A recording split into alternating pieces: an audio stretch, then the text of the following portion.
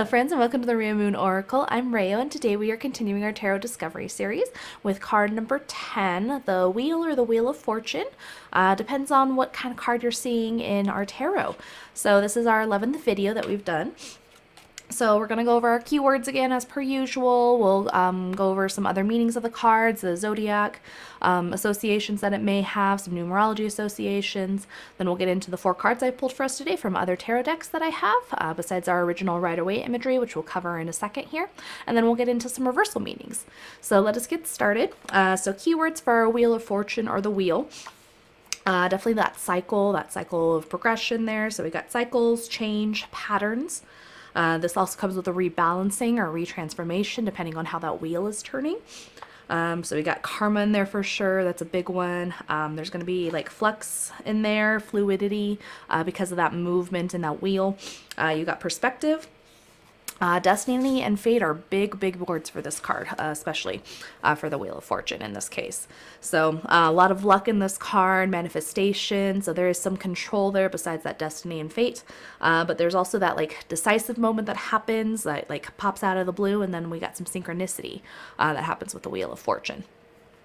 So with it being card number 10 in our Major Arcana, that comes with a lot of completion energy, but also the restart process. So if you add up for numerology, 10 is going to equal 1 again. So you got that going back to 1, back to the beginning. So it's that end and then restarting of the cycle.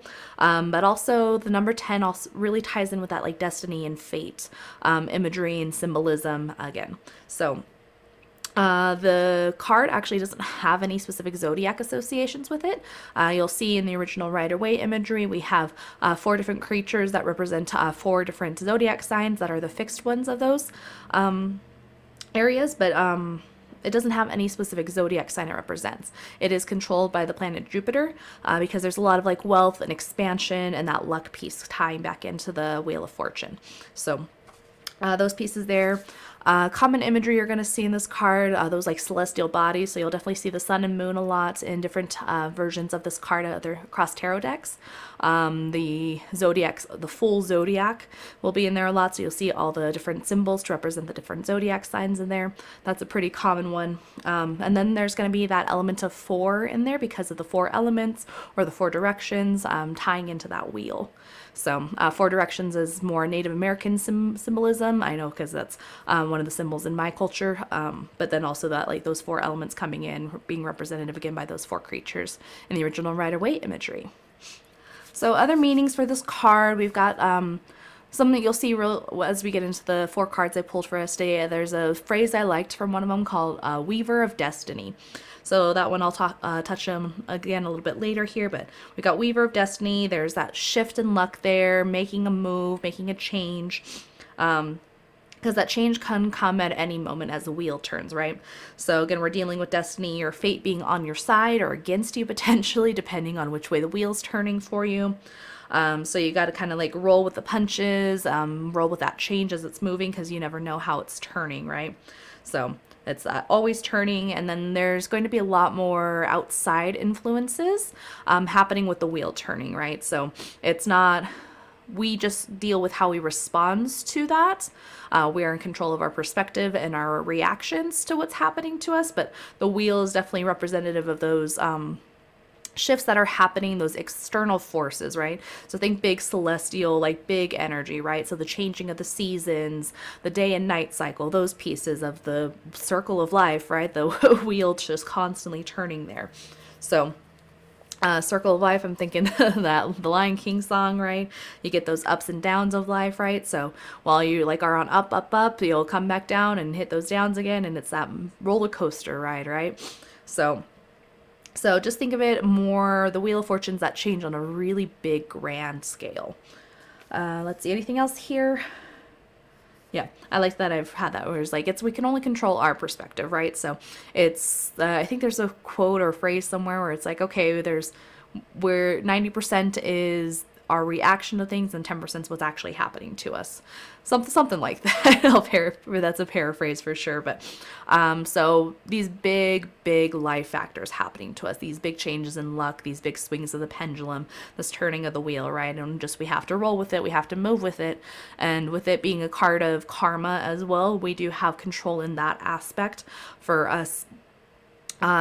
Again, how we choose to interact and how we choose to react to things. If we choose a positive mindset, choose a positive growth aspect and mindset moving forward, then karma is going to be better on our side. And as the wheel turns again, right? We might be down on our luck, but if we're reacting as positively as possible, then as the wheel turns, we end up with better luck, hopefully, right? So our original Rider Waite imagery, let's get into it real quick here. So in our original Rider Waite imagery, it's definitely a more symbolic card because we just see this wheel hanging out in the air, right? Not quite like physical aspects, or seems like physical reality, right? We've got these 4 different creatures representing our 4 fixed zodiac signs. We have a snake, we have a sphinx, and it's kind of like a devil type creature.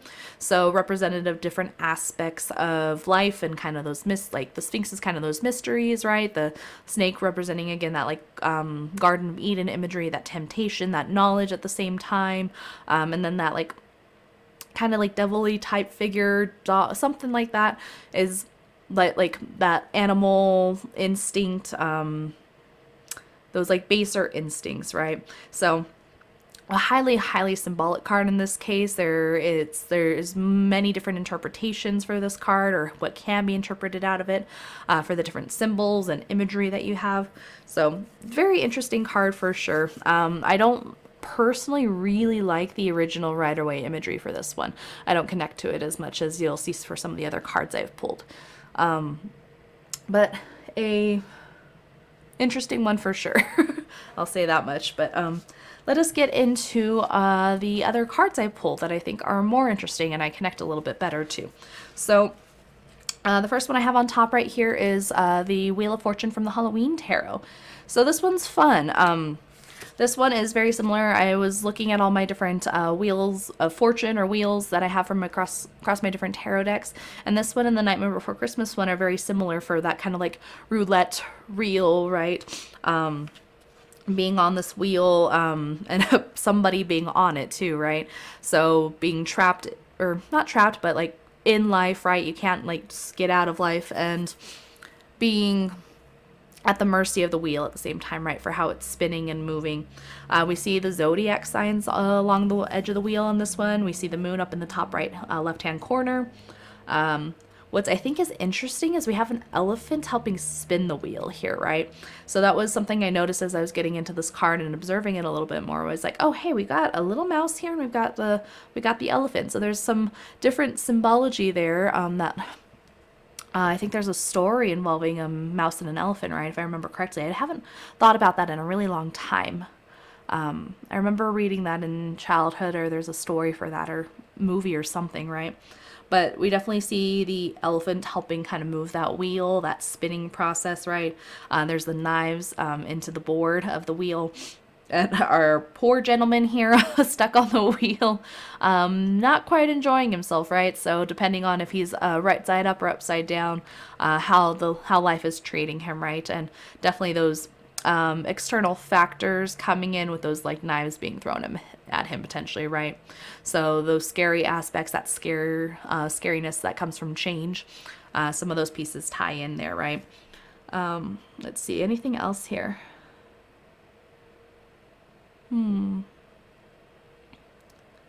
Yeah, our little mouse right there in the corner is egging that elephant on, so that's kind of interesting on that one. But let us move on. We've got 4 cards to cover today, so next one I pulled is our Santa Muerte. Again, this one I couldn't leave out because it's a very intense imagery and symbolism in this card. So we get the kind of like those polarities again, that duality with the black and the white clothing on these 2 skeletal figures, those scythes, representing to me again those external life circumstances, right? So if I'm comparing it to the Halloween tarot we just looked at for those knives getting thrown at the spinning board, right? life coming at you and cutting things out of your life that unexpectedly, right? That unexpected swerve that the wheel can turn at any given point, right? So that new life direction all of a sudden, for those other meanings that we've given to this card. So that abrupt change kind of coming in. So I just see that scythe coming in and just slicing something, right? That's a big one. We see the wheel right there has the time, the hourglass in the middle. That's interesting. So I think what's interesting too for our two skeletal figures here, right? So their hair is countering as well. So we see the figure in the white gown has black hair. The figure in the black gown has white hair. Also, the sides are attached across the middle right there through that hourglass. So they're both holding on, right, to the same thing technically. There are two sides of that wheel, two sides, the positive and negative, that up and down, that duality again, right? That's interesting to note here. Ooh, that's interesting. Okay, that's very interesting. So we see it's more clear to see in the white figures row kind of at the bottom right there, right? We see a butterfly. The counter on the other side is a moth, it looks like. So they have a similar color and imagery, but equal and opposite, right? So very, very interesting in this cards. See the butterfly in that top left-hand corner again. So is there a counter moth in the bottom? A centipede. There's a centipede there instead. So very interesting imagery, right? Again, much easier to connect to. I like the symbology in these wheels or wheels of fortune versus the original Rider Waite. Let us move on now, though, to our Wild Unknown, our third card that I pulled here. Gorgeous card. I love this one a lot. So the rainbow for sure in this one, right? The lots of color and representative of all aspects of life. We see that owl with that like wisdom again coming in. Owls being very representative of psychic energy and seeing things that aren't generally clear to see. We get those celestial bodies again because we see the moon up in the top corner right there in that right hand side, and then the sun on the bottom. So depending on how you read it, right? So the moon being on top here in this case, right? The positive because it's upright maybe, or is it the negative because it's that darker aspect, that shadow aspect, right? And then the sun's being on the bottom. Who's to say, right? It's that yin and yang symbology coming in because of the good and the bad, the bad in the good, right? And then the good in the bad. So those countering, balancing, equal and opposite pieces coming in, right? So the sun would generally be considered the positive piece, right? But the moon's the one on the top and the beautiful part of the imagery of this card. So maybe that's the positive piece. Who knows? Just again, that kind of aspect of life and how you respond to life, right? How you respond to your perspective and how you interact with the world. So if you have a positive mindset through negative experiences and challenges, then karma looks more favorably on you, potentially. Destiny and fate look more favorably on you. And as that wheel turns again, moves forward, you have better luck. So who knows? But then we got into an unexpected favorite for my last card here, the one from the Wildwood Tarot. A very interesting one. So again, we get the celestial bodies, right? So we get the moon in the one hand, that left-hand corner, and the sun in the right-hand corner, representing that changing of the seasons, changing of the day and night cycle, right? That movement of the planet. And then the wheel is on this shirt. And I remember as I was reading through and studying this card, the shirt, the wheel being on the shirt, right? That weaver of destiny coming back in, right? One of the descriptions I gave for our other meanings for this card coming in, because it was talking about our destinies being woven by us and wearing them, right? So this wheel of fortune being on this loom, right, and the shirt being made into the shirt, being woven by us, and that destiny being woven by us, right? And then you take this piece of clothing off the loom in the end and you're wearing it, right? So it gives a lot more of that choice, and there's not quite a freedom there, but it's that the ability or the knowledge that we do have control over our own destiny to a certain extent. Again, with that karma, with that interaction for our mindset and how we interact with the world, right? That karma coming back through again. So I really appreciated the aspect of this card for the Wheel of Fortune, right? Where it's like we do create our own fortunes. There's some luck involved in the world. Does just happen. Things just do happen sometimes, right? But we do have a lot more power in our destiny and our fate than we think we do.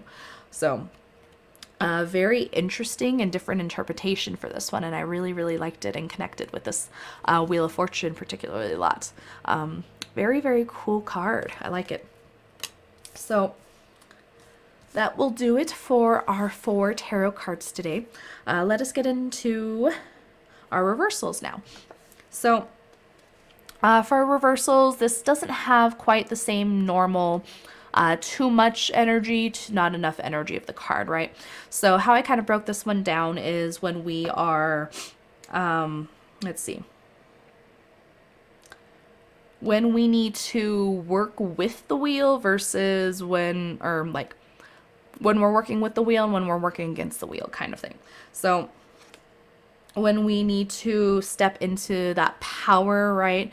That's when the wheel coming in a reverse might be you taking control of your life, taking responsibility, learning from your mistakes, right?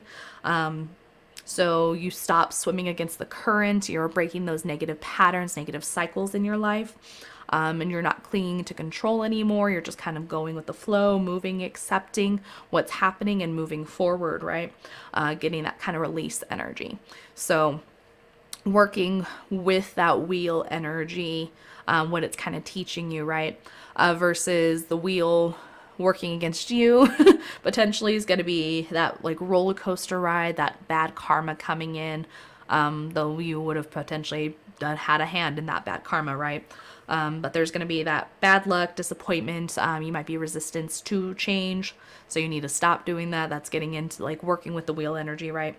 But a reverse wheel and things might not be going as planned. Your foundation was shaken. There's an abrupt change from the plan you initially had. Because you have that lack of control, there could be delays because that wheel is stagnating, right? That wheel is moving slower or in the opposite direction or not working in your favor. So then there's that disruption process there and disorder coming in. So different interpretations, right, for a reverse wheel versus our normal, like regular cards, right? So it's just, yeah, it's very, very different, right?